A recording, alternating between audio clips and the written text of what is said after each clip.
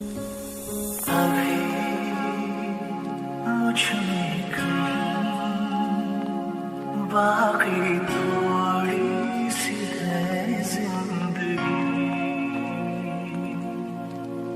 जगी धड़कन नहीं, जाना जिंदा हूँ मैं तो अभी, कुछ ऐसी लगन इस लम्हे में है, ये लम्हा कहाँ था मेरा, अब मैं किसे छूऊं सदा, मर जाऊं या जीऊं सदा। शाम के समय में एक बड़े से घर के गार्डन में 10-12 साल के बच्चों के साथ एक 17 साल की लड़की क्रिकेट खेल रही है।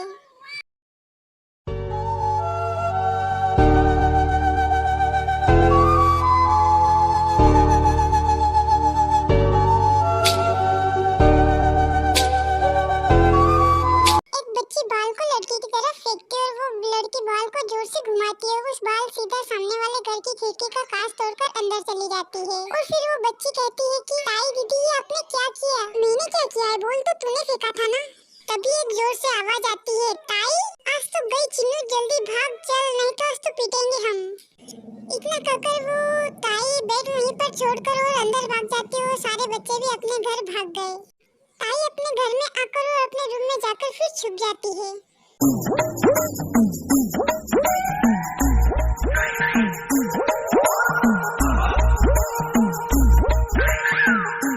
और फिर वो लड़का घर के अंदर आते हुए कहता है कि ताई ताई बाहर निकलो, तुम अभी बाहर निकलो। तभी उसकी मॉम बाहर निकलकर आती है और कहती है कि क्या हुआ जंकुक बेटा, ये देखिए आपकी लाडली ने क्या किया है। फिर ताई की मॉम जंकुक के हाथ में बॉल देखकर कहती है कि अरे क्या करूं मैं इस लड़की का, मुझे कुछ समझ नहीं आता। तभी ताई का भाई जेहफ आकर कहता है कि कुछ मत करो मॉम, आ गया तेरी आफत की गुड़िया को और सिर पर चढ़ाने। अरे क्या जंकुक तुम भी ताई के पीछे पड़े रहते हो, मैं तुम्हें दूसरा कांच लगवा दूंगा, अब हटो, मुझे मेरी बहन से मिलने दो। तभी ताई भागते हुए नीचे आती है। देखो लाडो थोड़ा संभल कर चलो।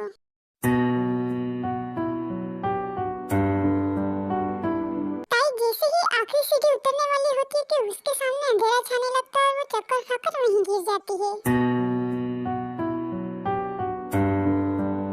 जीरो भागकर ताई को संभाल लेता और गोद में लेकर रूम में चला जाता है और फिर जंकुक और ताई की मॉम भी उसके पास जाकर बैठ जाती है। और फिर थोड़ी देर में डॉक्टर के साथ ताई के डैड और जंकुक के मॉम डैड भी आ जाते हैं और फिर डॉक्टर ताई को चेक करने के बाद कहता है कि ज्यादा जल्दी भागने के कारण इसकी ये हालत हुई है। और फिर तभी जंकुक कहता है कि ये सब ना इसके बहाने हैं।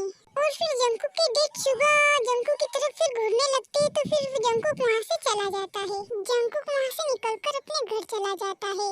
जंकुक कमरे में आकर गहरी सांस लेता है और जंकुक ने जब से ताई को वैसी हालत में देखा था तब से ही वो बेचैन था। उसे समझ नहीं आ रहा था क्यों वो ताई के लिए इतना बेचैन हो रहा था। ताई के पास रुककर फिर सब वहाँ से चले जाते हैं। उसके पास उसका भाई रुका हुआ था फिर। और फिर जेहो वहीं पर बैठा बैठा सोचता है कि ताई मुझे तुझे ठीक करना होगा, मुझे तुझे ऐसी हालत में देखा नहीं जाता। और ये सोचते सोचते फिर वो रूम से बाहर निकल जाता है। ऐसे ही शाम बीत जाती है और फिर ताई भी होश में आ जाती है। जंकुक की मॉम ने जेहुक को पसंदीदा हलवा भेजा था। उनका घर पड़ोस में होने के कारण जंकुक को हलवा लेकर भेजा था उन्होंने। और इधर जेहुक ताई के रूम में जाकर देखता है तो कि ताई उठकर बैठ चुकी है। तभी जंकुक ताई से कहता है कि कैसी हो लाडो? और फिर ताई हाँ में गर्दन हिला देती है। और फिर जेहुक फिर से कहता है ताई से नीचे चलोगी खाना खाने? तो फिर ताई एक मासूम सा चेहरा दिखाकर हाँ कहती है। जेहुक भी समझ जाता है कि इतनी देर हो गई है तो उसे भूख लगी होगी अब। और फिर ताई उतरने लगती है तो जेहुक खुद जाकर उसे अपनी गोदी में उठा लेता है और फिर ताई भी खिलखिला उठती है। और फिर जंकुक अपनी नजर सीढ़ियों की तरफ करता है तो ताई को इतनी मासूमियत से हंसता देख खुद भी मुस्कुराने लगता है। जंकुक ताई की हंसी में जैसे खोस आ गया था। ताई की मॉम जंकुक से कहती है कि बेटा जंकुक तुम यहीं से खाना खाकर जाना। और फिर उनकी आवाज से जंकुक अपने ख्वाब से बाहर निकलकर हड़बड़ा जाता है। और फिर जंकुक को देखकर ताई फट से नीचे उतरकर भागने की कोशिश करती है। उसको ऐसा करते देख जंकुक ने देख लिया था और फिर जेहो को ताई को पकड़कर कहता है, लाडो डरिए मत, मैं हूँ। ताई चुपचाप नीचे मुँह कर चलने लगती है और ताई का ऐसा चलते देख उसे बहुत हंसी आती है, पर वो अपनी हंसी रोक लेता है। ताई की मॉम की वजह से जंकुक भी जाकर डाइनिंग टेबल पर बैठ जाता है। सब अपनी अपनी जगह पर जाकर बैठ जाते हैं। अब बस ताई बच जाती है। जंकुक की बाजू वाली चेयर खाली होने के कारण ताई वहीं जाकर बैठ जाती है और फिर सभी खाना खाने लगते हैं।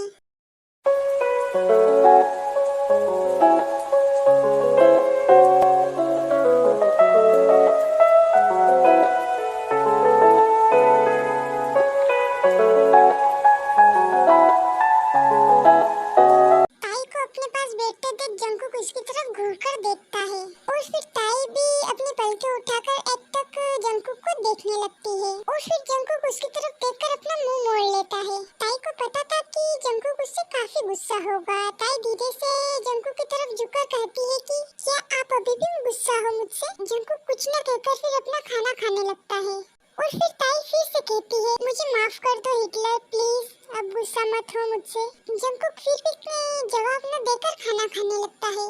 ताई अब कुछ न बोलकर खाना खाने लगती है। उसे शांत देख जंकुक को भी बुरा लगता है और फिर ताई अपने मन में सोचती है कि शायद हिटलर कुछ ज्यादा गुस्सा हो गए मुझसे। और वो फिर से सोचती है कि मुझे इतना बुरा क्यों लग रहा है यार। सभी ने खाना खाते हुए कुछ देर बातें की और फिर अपने अपने रूम के लिए निकल गए। वहाँ बस ताई, जंकुक और जेहो भी वहाँ रुके हुए थे। ताई को अपसेट देख जंकुक को न जाने क्यों बेचैनी होने लगी और फिर वो जंकुक जेहो को बाय कर घर के लिए निकल गया। फिर तभी ताई फिर जेहो से कहती है कि भाई क्या मैंने हिटलर को ज्यादा परेशान कर दिया है? वो मुझसे गुस्सा है? नहीं लाडो, तू इतना क्यों सोच रही है? तू भला किसे परेशान कर सकती है? और फिर जंकुक अपने घर आकर सोचने लगता है कि यार हमेशा ताई को उदास देखकर क्यों मुझे बेचैनी होने लगती है? क्यों उसे खिलखिलाकर हंसते देख मुझे भी क्यों खुशी होने लगती है? क्यों उसे देखकर मेरा दिल तेजी से धड़कने लगता है? आखिर ये क्या हो रहा है मेरे साथ? मुझे तो कुछ समझ ही नहीं आ रहा है। और फिर जंकुक ये सब ख्यालों से उलझा हुआ जाकर सो जाता है।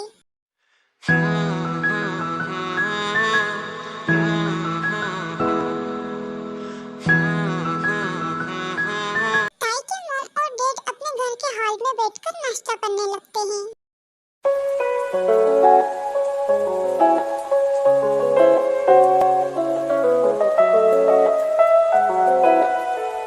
तभी वहाँ जंकुक के डैड आते और कहते हैं कि आज मैं तुम्हें किसी से मिलवाने लाया हूँ। तभी एक आदमी उनके पीछे से बाहर आता है। तो फिर ताई के डैड कहते हैं कि जी ये कौन है? ये हमारे होने वाले समधी है। मतलब मैं समझा नहीं। अरे भाई, मैंने इनकी लड़की आयु को अपने जंकुक के लिए पसंद किया है। बड़ी संस्कारी लड़की है, पढ़ी लिखी है। तभी ताई के डैड कहते हैं कि क्या जंकुक खुश है? जंकुक खुश क्यों ना होगा? मैंने उससे पूछा था कि तुझे कोई पसंद है तो उसने न कहा था। वैसे भी अपने लड़के बड़े हो गए, सब कुछ उनके पास है, बिजनेस है, पैसा है, तो शादी तो कर देना चाहिए अब हमें उन्हें। तभी ताई सीढ़ियों से नीचे आते हुए कहती है कि किसकी शादी की बातें कर रहे हो अंकल? तभी जंकुक के डैड कहते हैं कि बेटा हम जंकुक की शादी की बातें कर रहे हैं। जंकुक की शादी की बात सुनकर ताई को जैसे कोई झटका लगा हो। वो उल्टे पैर अपने रूम में चली जाती है और सब उसको देखते रहे। और फिर ताई के डैड नीचे से चिल्लाकर कहते हैं, क्या हुआ लाडो, क्या बात है? कुछ नहीं डैड, वो बस मुझे थोड़ा आराम करना है। ठीक है बेटा, कोई बात नहीं। और फिर ताई अपने रूम में जाकर बेड पे मुंह छिपाए रोने लगती है और वो मन ही मन सोचने लगती है कि उसे हिटलर की शादी का सुन इतना बुरा क्यों लग रहा है। वो रोते रोते सो जाती है। ऐसे ही पूरा दिन निकल जाता है। उसकी आंखें फिर शाम को खुलती है। शाम को ताई अपने रूम में उठकर बैठ जाती है और खुद को ठीक कर फ्रेश होकर रूम से बाहर निकल जाती है। जब वो नीचे आती है तो देखती है कि सब हाल में बैठकर बातें कर रहे थे। तभी जंकुक के डैड ताई के पास में आकर कहते हैं कि क्या हुआ गुड़िया रानी, आप ठीक तो हो ना? तभी जंकुक वहाँ आकर कहता है, इसे क्या होगा? तभी जंकुक के डैड जंकुक को फिर घूरकर देखने लगते हैं। ताई जंकुक को कोई जवाब नहीं देती और फिर जंकुक के डैड से बातें करने लगती है। तभी जंकुक के डैड ताई से कहते हैं कि गुड़िया रानी आप तैयार हो जाइए, हम सब शॉपिंग पर बाहर चल रहे हैं। कल एंगेजमेंट के लिए हम रिंग भी सिलेक्ट करने जाना है। तभी जंकुक अपने डैड से पूछता है कि किसकी एंगेजमेंट है डैड? तभी ताई हैरानी से फिर जंकुक को देखने लगती है। तभी जंकुक के डैड जंकुक से कहते हैं कि मैंने तुम्हारी शादी मेरे एक दूर के दोस्त की लड़की के साथ तय कर दी है। जंकुक ये सब सुन के चौंक सा गया था। जंकुक ये सब सुनकर कुछ कहना चाहता था पर वो क्या कहे उसे कुछ समझ नहीं आ रहा था। तभी फिर जंकुक के डैड कहते हैं कि तुम खुश तो हो ना। जंकुक अपने डैड को खुश होकर कहता है कि हाँ मैं खुश हूँ। देख मैंने कहा था ना मेरा बच्चा कभी मेरे खिलाफ नहीं जाएगा। और फिर ताई और जंकुक और जेहब को छोड़कर फिर सभी खुश हो जाते हैं वहाँ पर। ताई चाहकर भी खुश नहीं हो पाती और जंकुक कभी ताई को देखता है तो कभी उसकी फैमिली को देखता है। जेहब को तो कुछ समझ नहीं आ रहा था। वो बस अपनी सिस्टर और अपने दोस्त को बिगड़े हुए अजीब से भाव को देखे जा रहा था। उसे इतना तो समझ आ ही रहा था कि दोनों इस शादी से खुश नहीं हैं।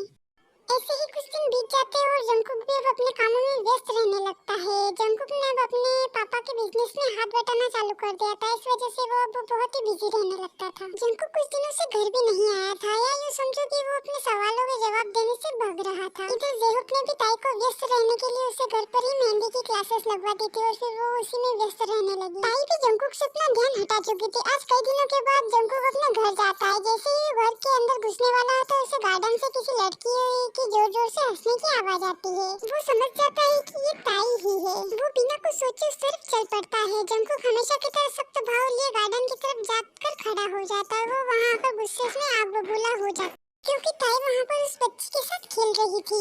वो बच्ची ताई को पकड़ने के लिए उसके पीछे भाग रही थी और ताई भी खिलखिलाकर हंसे जा रही थी।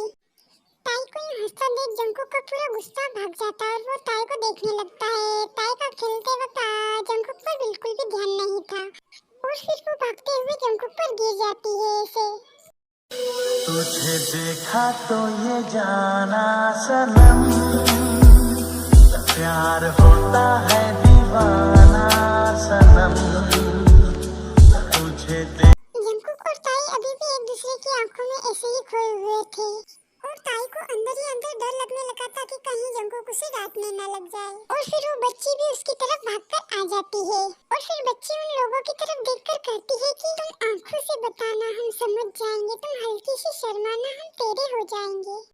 बच्ची का गाना सुन मासूम ताई जंकुक से दूर हो जाती है। ताई का यूं दूर हटना मानो जंकुक का गुस्सा बढ़ाना। जंकुक पलटकर बच्ची की तरफ अपनी आंखें बाहर निकालकर देखता है। वो बच्ची वहाँ से भागते हुए कहती है भाग ताई नहीं तो ये हिटलर आज तुझे नहीं छोड़ेगा। और फिर ताई भी वहाँ से पतली गली पकड़कर भागने लगती है। वो बच्ची और ताई वहाँ से भाग जाते हैं। जंकुक उसको इस तरह भागता देख जोर से हंसने लगता है और फिर जंकुक घर जाता है तो देखता है कि उसके घर पर किसी फंक्शन की तैयारियां चल रही है। और फिर वो अपनी मॉम के पास जाकर पूछता है मॉम आज कुछ है क्या अपने घर पर? हाँ तू घर पर रहेगा तब ना पता चलेगा तुझे। मॉम बताइए ना प्लीज क्या है? आज तुम्हारी सगाई है। जंकुक को ये सब सुन जैसे कोई शौक लगता है। वो करे भी तो क्या करे, उसके डेट की खुशी जो थी इसमें। जंकुक वहाँ से उठकर फिर अपने रूम में चले जाता है और शाम को फिर मेहमान आना चालू हो जाते हैं।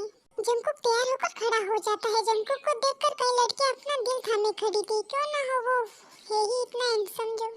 थोड़ी ही देर में जेहब भी जंकुक के पास चला आता है। जंकुक को देखकर कोई भी कह सकता था कि वो इस शादी से बिल्कुल भी खुश नहीं है। मुंह भी इतना बड़ा बनाया हुआ था उसने। और फिर जेहब को देखकर जंकुक की आंखों में अलग ही चमक आ जाती है। थोड़ी ही देर में वो सैड हो जाता है क्योंकि उसको कहीं भी ताई नहीं दिख रही थी। जेहब भी उसको देख मन ही मन हंसने लगा था पर वो जल्द ही सैड हो जाता है क्योंकि आज जंकुक की सगाई जो थी। तभी ताई भागते हुए जेहब के पास आती है और कहती है भाई मुझे ये सैंडल की हुक लगा दीजिए, मुझसे नहीं लग रही है। जेहब नीचे झुककर ताई की सैंडल की हुक लगाने लगता है। तभी जंकुक ताई को देखता है और देखता ही रह जाता है क्योंकि वो लग ही इतनी प्यारी रही थी। एकदम मासूम प्यारी परी जैसी छोटी सी, काले रंग में उसका गोरा शरीर और भी निखर रहा था। ताई भले ही छोटी हो पर उसकी हाइट आराम से जंकुक के कंधे तक पहुंच जाती थी और उन दोनों की जोड़ी भी बहुत अच्छी लगती थी। थोड़ी ही देर में फिर आयु अपने घर वालों के साथ वहाँ आ जाती है और फिर आयु को भी देखकर नहीं लग रहा था कि वो इस शादी से खुश है। थोड़ी ही देर में जंकुक और आयु को स्टेज पे बुला लिया जाता है और फिर ताई को बहुत ज्यादा बेचैनी होने लगती है। ताई वहाँ खड़ी होकर जंकुक को देखने लगती है और जंकुक भी एक नजर ताई को देखने लगता है और फिर आयु को अंगूठी पहना देता है।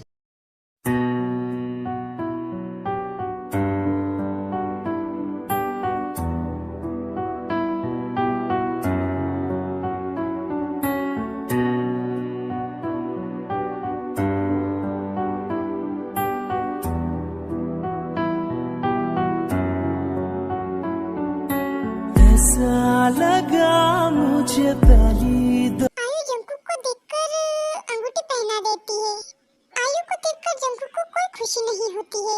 भूरा रंग, छोटी सी आंखें, खूबसूरत तो वो भी थी पर ताई से ज्यादा नहीं थी। उन दोनों की सगाई हो जाती है, सब अपने में व्यस्त हो जाते हैं। आयु के मॉम डैड भी अब बहुत खुश थे, वो भी क्यों नहीं उनकी बेटी जो इतने बड़े घर में जा रही थी। थोड़ी ही देर में आयु का फोन बजने लगता है, उसे बहुत ज्यादा पसीना आने लगता है। वो फोन उठाकर कान पे लगाती है तो उधर से आवाज आती है, जल्दी मुझे पीछे साइड मिलो। आयु डर से फोन काटकर साइड में चली जाती है। आयु पीछे साइड जाकर खड़ी हो जाती है, तभी कोई पीछे से आकर गले लगा लेता है। आयु के भी चेहरे पर हल्की सी स्माइल आ जाती है। वो लड़का और कोई नहीं बोगम होता है, जो आयु का बॉयफ्रेंड होता है। बोगम उसको अपनी तरफ पलटाकर कहता है कि मैंने तुमसे कहा था कि तुम सगाई मत करना, फिर भी तुमने सगाई की। अरे मेरी जान, मैं ये सगाई नहीं करने वाली थी, पर क्या करूं, घर वालों के सामने मैं कुछ नहीं कर सकती थी, इसलिए मुझे सगाई करनी पड़ी। अच्छा, ऐसे तो तुम शादी भी करोगे, और तुम उस जंकुक को कैसे देख रही थी, कहीं तुम्हारा इरादा तो नहीं बदल गया? नहीं मेरी जान, मैं सिर्फ तुम्हारी ही हूँ, यही तुम्हारे लिए सही होगा। भूलो मत कि तुम मेरे बच्चे की माँ बनने वाली हो। हाँ मुझे याद है, तुम जाओ अब यहाँ से, कोई तुम्हें देख लेगा। और फिर आयु अपने मन ही मन सोचने लगती है, शादी तो मैं जंकुक से ही करूँगी, क्योंकि इतना स्मार्ट और पैसे वाला लड़का मिला है मुझे। उसके सामने तुम कुछ भी नहीं हो बोगम, उसके लिए तो मैं ये बच्चा भी गिरा सकती हूँ। आयु ऐसे ही सोच रही होती है, फिर वहाँ से बोगम भी चला जाता है। आयु भी वहाँ से फिर पार्टी के बीच में आ जाती है। सगाई हो चुकी होती है और सब फिर अपने अपने घर चले जाते हैं। और फिर ताई भी अपने घर जाकर अपने ड्रेस वगैरह सब चेंज करती है और फिर बेतहाशा रोने लगती है, और वो बहुत ही रोती रहती है। और फिर जब जेहोब उसके कमरे में आता है तो बाहर खड़े रहकर ही समझ जाता है कि ताई क्यों इतनी उदास है। जेहोब उसके कमरे का दरवाजा बंद कर अंदर जाकर ताई के सिर पर हाथ रख देता है, और फिर ताई उसको देखकर संभाल नहीं पाती अपने आप को, और फिर वो सीने से लगकर जोर से रोने लगती है। जेहोब भी उसकी फीलिंग को बखूबी समझ रहा था, पर वो कर भी क्या सकता था। भाई आज मैंने उनको खो दिया है। और फिर जेहोब ताई को ठीक से बिठाकर कहता है, कुछ नहीं खोया है बच्चा तूने, सब ठीक हो जाएगा, सब ठीक हो जाएगा, तू चिंता मत कर, अभी तो सिर्फ सगाई हुई है, शादी बाकी है मेरे बच्चे। भाई आपने उनको देखा कैसे पत्थर की तरह खड़े थे, वो जैसे कोई उन्हें कोई फर्क ही नहीं पड़ रहा हो। ऐसा कुछ नहीं है ताई जैसा तू सोच रही है, वो इस सगाई से बिल्कुल भी खुश नहीं था। उसका चेहरा देख रही थी कैसा हो रहा था, बिल्कुल वो। ताई का रोना अब कुछ हद तक कम हो गया था, पर उसके मन में अभी भी जंकुक को खोने का डर था, और ये बात जेहोब बखूबी समझता था। देख बच्चा, सब ठीक हो जाएगा, तो इस तरह रोती रहेगी तो कैसे अपने आप को ठीक कर पाएगी और कैसे कुछ कर पाएगी तू? भाई अगर मॉम डैड को पता चला तो वो क्या मुझे अपने आप से दूर कर देंगी? फिर जेहोब ताई के पास बैठकर कहता है कि बच्चा, तुझे हमसे कोई दूर नहीं कर पाएगा, तू तो इस घर की प्रिंसेस है। ताई ये सुनकर फिर और जोर से रोने लगती है और रोते हुए कहती है कि भाई जब उनको सच पता चलेगा तब तो मैं नहीं रहूंगी ना उनकी प्रिंसेस। जेहोब ये सुन थोड़ा परेशान हो गया था, पर वो फिर भी ताई से कहता है कि बच्चा, तुझे हमसे कोई दूर नहीं कर पाएगा। ताई को ये सुन थोड़ा रिलैक्स फील होता है, पर फिर भी उसके मन में जंकुक को खो देने का ही डर था। और फिर जेहोब ताई से कहता है कि देख, तू ऐसे मत रो, तुझे देखकर ऐसा लगता है कि तू सच में छोटी सी बच्ची है। क्या तुझे देखकर लगता है कि तू 20 साल की लड़की हो? फिर ताई अपना मुंह फुलाकर कहती है कि भाई मैं आपको छोड़ूंगी नहीं, और उठकर उसके पीछे भागने लगती है। फिर जेहोब भी उठकर फिर भागने लगा। अब रूम की हालत कुछ ऐसी थी कि जेहोब आगे आगे और ताई पीछे पीछे भागे जा रही थी उसके, और फिर दोनों ने पूरा रूम अस्त व्यस्त कर दिया था। ताई अब जंकुक के पीछे भागकर काफी थक चुकी थी। जेहोब फिर पीछे मुड़कर देखता है ताई को, तो वो काफी थक चुकी थी। फिर जेहोब ताई को शांति से बिठाकर कहता है कि तुम शांत रहो बच्चा, इतना मत भागा करो। और फिर ताई थक कर सो जाती है और जेहोब वहाँ से चला जाता है।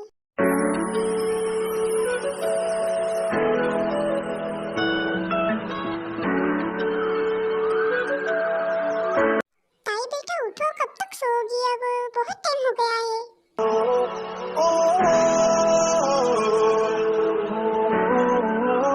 हाँ मोमो, मेरी तबीयत कुछ ठीक नहीं है थोड़ी, मैं उठ रही हूँ। क्या हुआ मेरी बच्ची को? मुझे तुम कल से ठीक नहीं लग रही हो। जाओ उठ जाओ, डॉक्टर को दिखाओ बेटा। हाँ मोम, आज तो डॉक्टर को दिखाना ही पड़ेगा, कल से मेरी तबीयत बिल्कुल भी ठीक नहीं लग रही है। ठीक है बेटा, तुम रेडी होकर आ जाओ जल्दी, मैं नाश्ता तैयार कर देती हूँ। ठीक है मॉम, मैं आती हूँ। ताई फिर रेडी होने के लिए चली जाती और फिर ताई की मॉम नाश्ता तैयार करने लगती है सभी के लिए।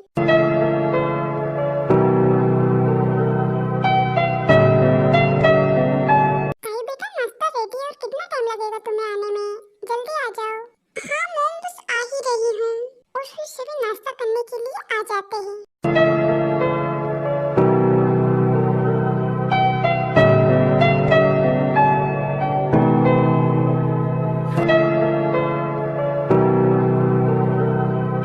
नाश्ता करने के बाद ताई के डैड ताई से कहते हैं कि क्या हुआ बेटा, इतना चुप चुप क्यों हो, क्या बात है? वो डैड कुछ नहीं, कल से थोड़ी सी मेरी तबीयत ठीक नहीं लग रही है, तो मैं अभी डॉक्टर के पास जाऊंगी। तबीयत ठीक न होने की बात सुनकर फिर जेहो पाकर बोलता है कि क्या तुम्हारी तबीयत ठीक नहीं है, क्या हुआ ताई तुम्हें? कुछ नहीं भाई, कल से थोड़ी तबीयत ठीक नहीं लग रही है बस। तो चलो हम डॉक्टर के पास चलते, चलो तुम्हें दिखा कर आते हैं।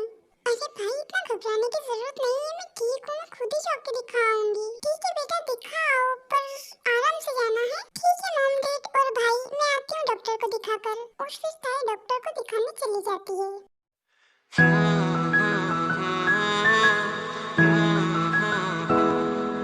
ताई के हॉस्पिटल पहुँचते ही वहाँ उसे आयु दिखती है, जो कि एक डॉक्टर से बात कर रही होती है।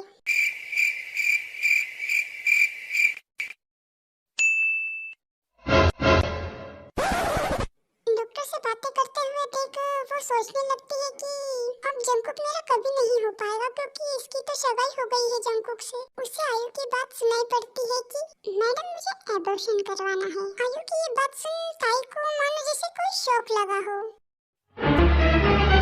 Oh no! अच्छा है, इसमें तो मेरा ही फायदा है। मैं जंकुक को जाकर सारी बातें बता दूंगी और फिर जंकुक इससे शादी नहीं करेगा। पर अगर वो मेरी बात नहीं मानेगा तो आइडिया, एक काम करती हूँ, मैं इसकी वीडियो रिकॉर्ड करती हूँ और फिर जंकुक को जाकर दिखाती हूँ, तभी तो वो यकीन करेगा मेरी बातों को। फिर ताई आयु और डॉक्टर की बातें रिकॉर्ड करने लग जाती है।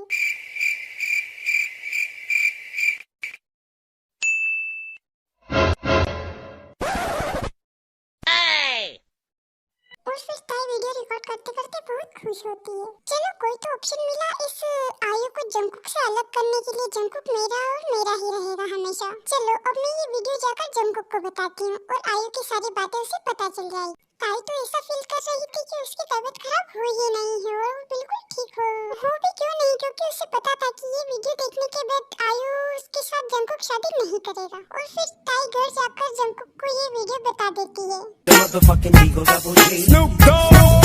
जंकुक मुझे कुछ दिखाना है तुम्हें। क्या दिखाना है ताई, और इतना खुश क्यों हो रही हो, ऐसी क्या बात है? जंकुक ये देखो क्या है। और फिर जंकुक वो वीडियो रिकॉर्डिंग देखने लगता है। वीडियो रिकॉर्ड देखने के बाद जंकुक ताई से कहता है कि ये रिकॉर्डिंग तुम्हारे पास कहाँ से आई और तुम्हें कैसे पता चला इन सब बातों का? वो कुछ नहीं, कल से मेरी तबीयत थोड़ी ठीक नहीं थी तो मैं डॉक्टर को दिखाने गई थी, वहाँ पर मुझे आयु दिखी। मैं जिस डॉक्टर को दिखाने गई थी वो वहीं उसी डॉक्टर से बातें कर रही थी एबॉर्शन करवाने की। तभी मैं वहीं पर रुककर उनकी बातें सुनने लगी तो वो कह रही थी कि मुझे एबॉर्शन करवाना है। तभी मुझे ऐसा लगा कि आयु तुम्हारे साथ गलत कर रही है, इसलिए मैंने ये वीडियो रिकॉर्ड बनाई और तुम्हें बताया है। मुझे लगा कि तुम मेरी बातों पर यकीन नहीं करोगे, इसलिए मैंने ये वीडियो रिकॉर्ड करा है। और मैं नहीं चाहती कि तुम्हारे साथ किसी भी तरीके से कोई भी कुछ भी गलत हो, इसीलिए। ताई और जंकुक बातें कर ही रहे थे कि वहाँ पर आयु आ जाती है। फिर आयु आते से ही जंकुक से कहती है कि ओह माय लव, मुझे तुम्हारी बहुत याद आ रही थी तो सोचा मैं तुमसे मिल आऊं, तुम्हें मिलने आई हूँ। आयु की बात सुनकर फिर जंकुक उसे जोर से एक चांटा मारता है। तभी ताई वहाँ पर रोने लग जाती है और फिर वो वहाँ से चली जाती है। आयु वहाँ से चली जाती है और तभी फिर जंकुक ताई से कहता है कि मुझे ये सारी बातें जाकर मॉम और डैड को बतानी होगी, नहीं तो वो मेरी आयु के साथ शादी करवा देंगे और मुझे नहीं करना उससे शादी। अच्छा हुआ था तुमने मुझे बचा लिया इसी लड़की से, नहीं वरना मेरा करियर ही खराब हो जाता। मैं चलता हूँ, पहले मॉम डैड को सारी बातें बता देता हूँ, फिर बाद में आके मैं तुमसे मिलता हूँ, तुमसे बातें करता हूँ। जंकुक वहाँ से जाने ही लगता है कि इतनी ही देर में उसके मॉम डैड आ जाते हैं और कहने लगते हैं कि बेटा तुम्हें कहीं जाने की जरूरत नहीं है, हम यहीं पर हैं और हमने तुम्हारी सारी बातें सुन ली है। क्या आपने हमारी सारी बातें सुन ली है? हाँ जंकुक बेटा, हमने तुम्हारी सारी बातें सुन ली है। हाँ बेटा, हम तुम्हारे साथ बिल्कुल भी गलत नहीं होने देंगे, तुम बिल्कुल भी टेंशन मत लो। जंकुक के मॉम डैड जंकुक से बातें कर ही रहे थे कि इतनी ही देर में ताई कहने लगती है कि ठीक है तो फिर अब मैं चलती हूँ, मेरा क्या काम है यहाँ पर। अब इतनी ही देर में जंकुक ताई का हाथ पकड़कर ताई से कहने लगता है कि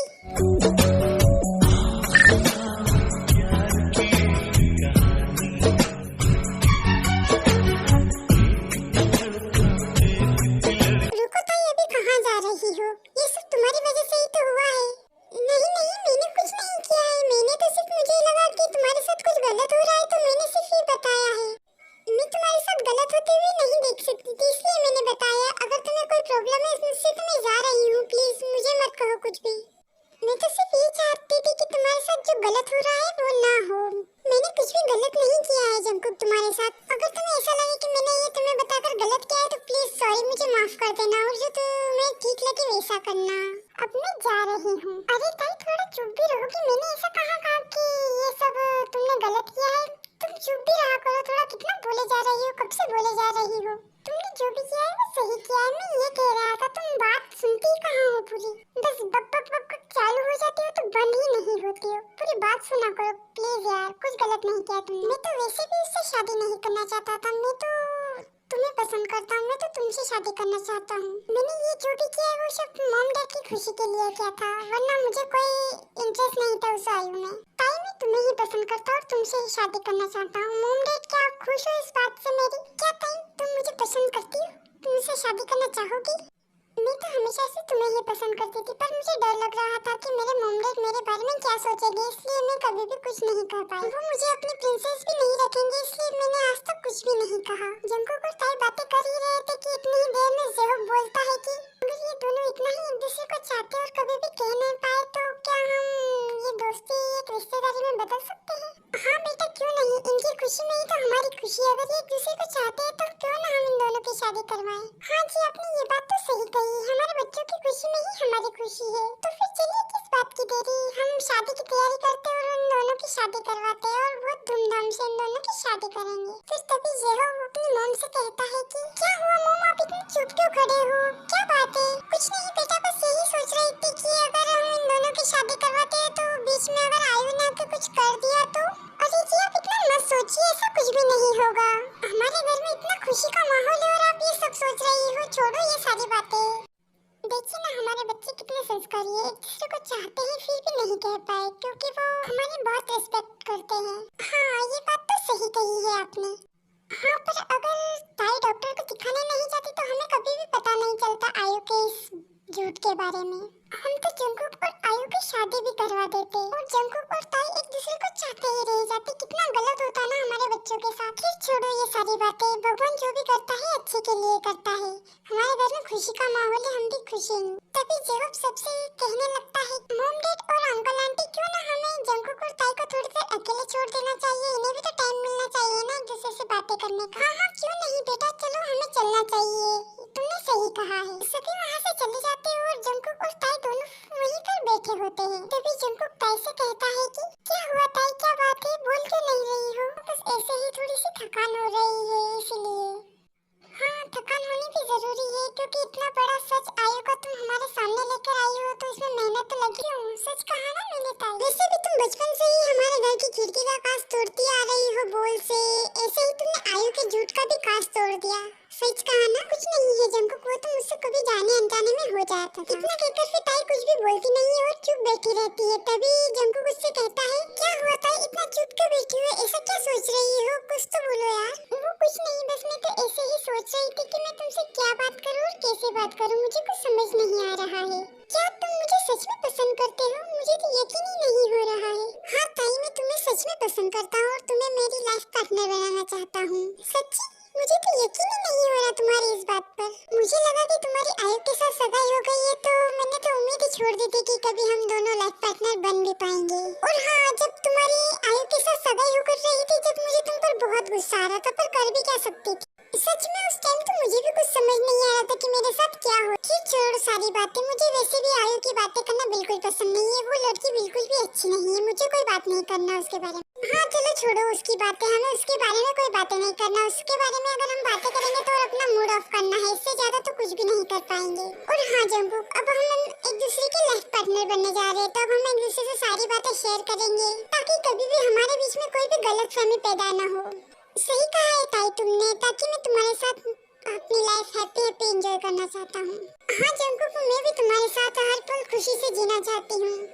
ताई और जंकुक बातें कर रहे होते तभी ज़ेहोब आकर कहता है कि हो गई तुम दोनों की बातें, चलो अब मॉम डैड और अंकल आंटी तुम दोनों का वेट कर रहे हैं खाना खाने के लिए। चलो वैसे भी अब तुम दोनों एक होने वाले हो तो पूरी रात तुम दोनों को बातें ही करना है। चलो अब चलते हैं खाना खाने के लिए। हाँ भाई आ रहे हैं। चलो जंकुक मॉम डैड हमारा वेट कर रहे हैं और फिर सभी आकर खाना खाने लगते हैं।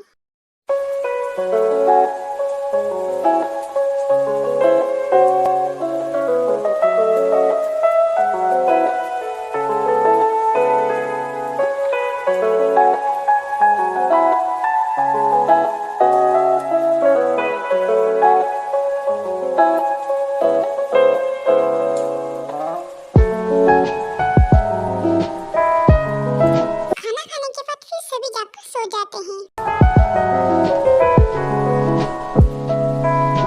शादी की तैयारियां हो चुकी थी, बाकी जो भी बच्चा था सब काम पूरा करने में लगे हुए थे।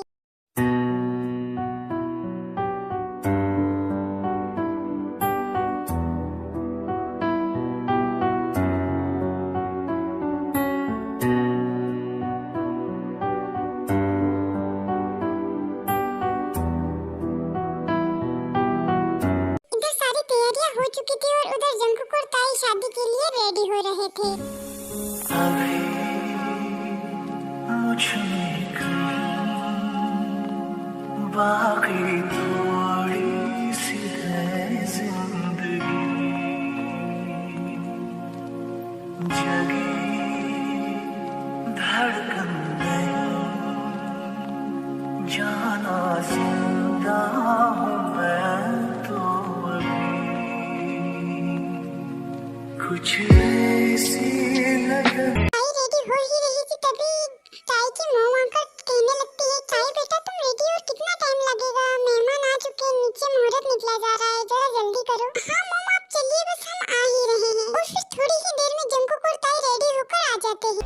हाय बन्नो रे बन्नो मेरी चली ससुराल को, अखियों में पानी दे गई दुआ में, मीठी गुड़ धानी ले गई। तेरे शागुनागा चढ़या सखियों नी वेड़ा सजया, हाँ मेरा सजना मिलया सजना लेके आना। ताई और जंकुक की शादी हो जाती है और फिर सभी उनको लेकर बहुत ही खुश होते हैं और फिर वो अपनी नई लाइफ की शुरुआत करते हैं।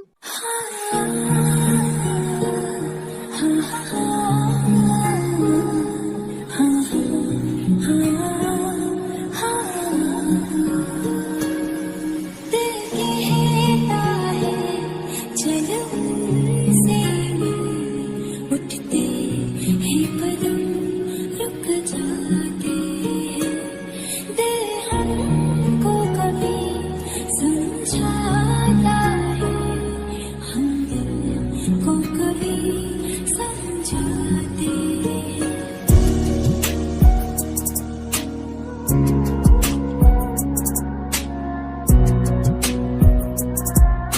तो गाइस ये स्टोरी अब मैं यहीं खत्म कर रही हूँ। आप सभी को ये स्टोरी कैसी लगी कमेंट करके जरूर बताना और जरूर लाइक सब्सक्राइब और कमेंट करना, ताकि मैं आपके लिए ऐसी ऐसी नई नई स्टोरी लाती रहूँ। अभी के लिए मैं चलती हूँ, बाय, लव यू।